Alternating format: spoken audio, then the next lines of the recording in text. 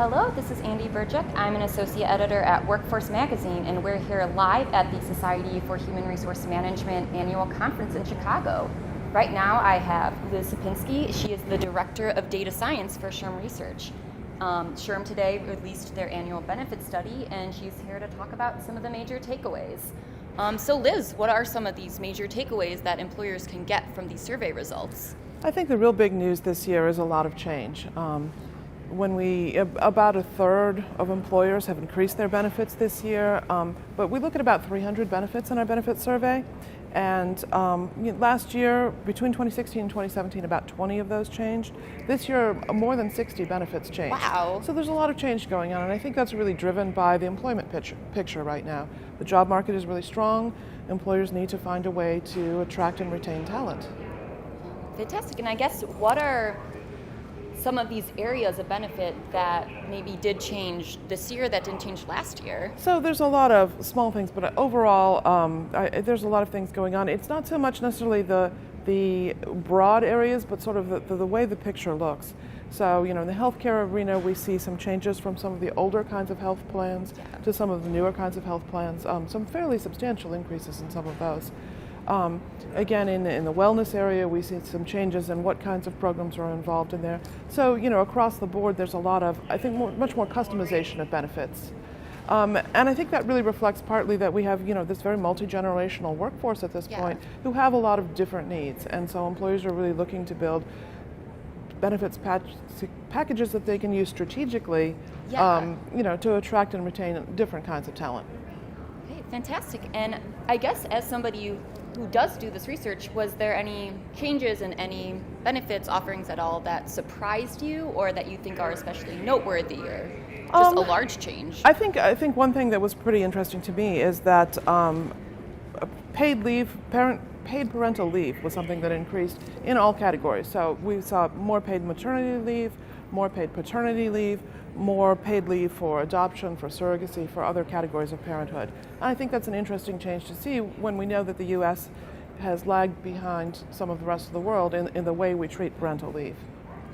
Yeah, and that's a really promising thing to hear, especially doing research on that a lot. Obviously, we are really far behind, so it's really promising that employers are jumping on that bandwagon. Yeah, and I think, again, the battle for talent is really getting intense at this point, and employers are starting to understand that they've really got to work in that range. And, we've heard a lot about wages being fairly stagnant, but we are seeing this increase in total compensation in many organizations, or even for organizations that aren't able to increase total compensation, ways to make compensation packages more tailored to individuals and more appealing for that reason. All right, so I guess just to rephrase, you would say that even though the economy has gotten better, unemployment is lower, even though there are more stagnant wages, employers are making up for that by bettering the benefits offerings. I think that's really what we're seeing going on, yes. All right, fantastic. And then the other area of interest in the benefit space that I have is wellness. So as you, I'm sure, are very well aware, with this decision in the EEOC versus AARP space, kind of made a lot of people feel uncertain about what they could do with financial incentives and wellness programs. I guess, did you see that reflected at all in any of the findings in your survey? Well, I think in general, not just for the financial incentives piece, but sort of in the wellness space altogether, we're seeing sort of a change from these kind of prescriptive wellness ideas that are targeted at individuals in certain categories, so particularly wellness programs for people with certain health conditions, to a much broader picture of wellness. And one that's much more tailored. And I think that's a reflection of employers' sense of risk given this legal environment. Right. That the financial incentives may be a risky place to go, but there's lots of other things that we can see. So, more activities at work, sort of clubs or fun wellness things. All right. Lots of variety in the wellness space. All right, and I guess off the top of your head, can you think of some areas of wellness, maybe that's stress relief, anything else that in which these programs that employers are kind of going towards focus on? So I guess what types of wellness? We see one thing I thought was kind of notable is an increase in benefits for acupuncture and acupressure. Interesting. Which is a kind of unusual thing. And yes, mindfulness in the workplace, access to maybe outside initiatives, but more of them happening in the workplace itself, it appears.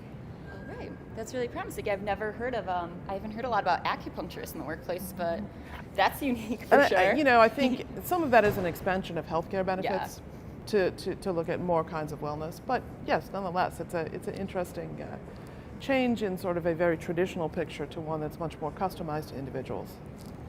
Fantastic. That's so great. Those are all of the questions I have for you for this live video, but I guess, is there anything else on the survey that you think is important that you would like to add? I don't think there's anything that really stands out on its own. I think the really exciting thing to me was just this picture of change and of customization, because that's really what people want, and that's really a compelling argument for an employee to say, if you come to us, you can have exactly what you need. Yeah, and it's not just one size fits all. They can, pick something that actually fits with their lifestyle. Exactly. That's great. Well, thank you so much for your time, Liz, Thank you. today. I really appreciate it. And yeah, thanks for talking to Workforce Live today.